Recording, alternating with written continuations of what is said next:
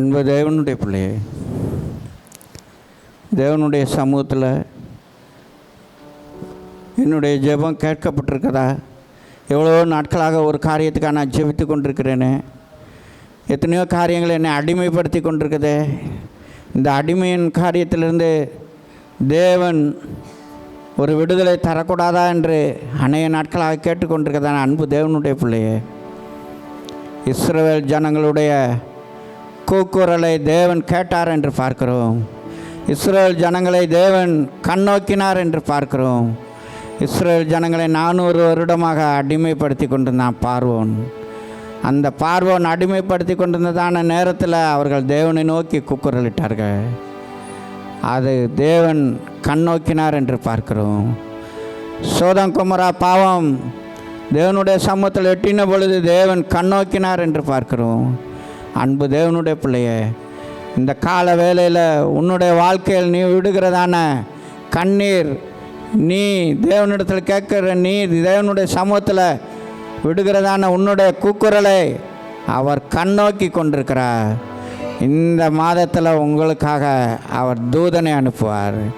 சோதம் குமராவை பார்ப்பதற்காக 3 புருஷரை அனுப்பினார், 3 தூதரை அனுப்பினார். தூதன்க பார்த்து அந்த சோதம் குமரா ஒன்றுமில்லாமல் நிர்மூலமாக்கத்தக்கதான வகையில் அங்கு ஒரு பெரிய அழிவை அவர்கள் கண்டார்கள். அன்பு தேவனுடைய பிள்ளையே, உனக்கு எதிராக சத்துரு அநேக காரியங்களை கொண்டு அடிமைப்படுத்தி கொண்டிருக்கானா?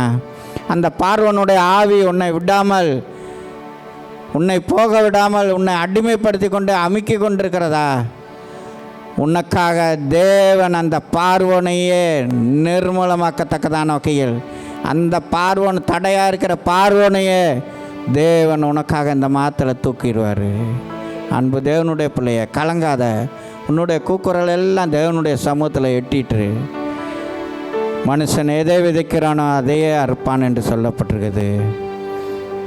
அந்த சோதம் குமரா மக்கள் பாவத்தை விதைத்தார்கள், அழிவை அறுத்தார்கள். அந்த பார்வோனும் அதே மாதிரி தான் அடிமைப்படுத்தி கொண்டு பார்வோன் அப்படிப்பட்ட காரியங்களை எல்லாம் விதைத்து கொண்டிருந்தான்.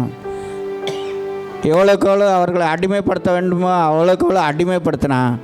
ஆனால் அவ்வளோக்கு அவ்வளோ பார்வோனை தேவன் நிர்மூலமாக்கினார் என்று பார்க்கிறோம். உங்களுக்கு எதிராக இந்த பார்வோனுடைய ஆவிகள் செயல்பட்டு கொண்டிருக்கதா? குடும்பத்தை கலக்கி கொண்டிருக்கிறதா? குடும்பத்தில் பிரச்சனையை உண்டு பண்ணி கொண்டிருக்கிறதா? நிமித்தமில்லாத சத்துரு, நிமித்தமில்லாத பார்வோன் எழும்பி கொண்டிருக்கிறானா? அனைத்தையும் தேவன் இந்த மாதத்தில் நிர்மூலமாக்குவார். நிர்மூலமாக்கி தடைகளை எல்லாம் உடைத்தெறிந்து வாசலால் உட்பிரவேசிப்பீர்கள். எந்த சூழ்நிலையிலும் நீங்கள் கலங்கி போகாதீங்க.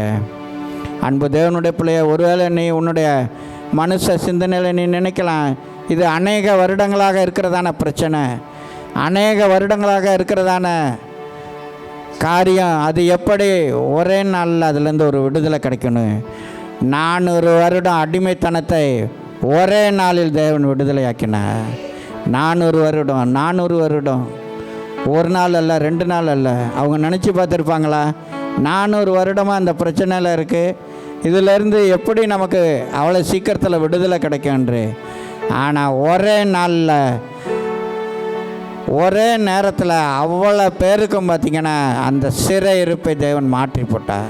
ஷாடா ராபா லோ ஷாடா ராபா.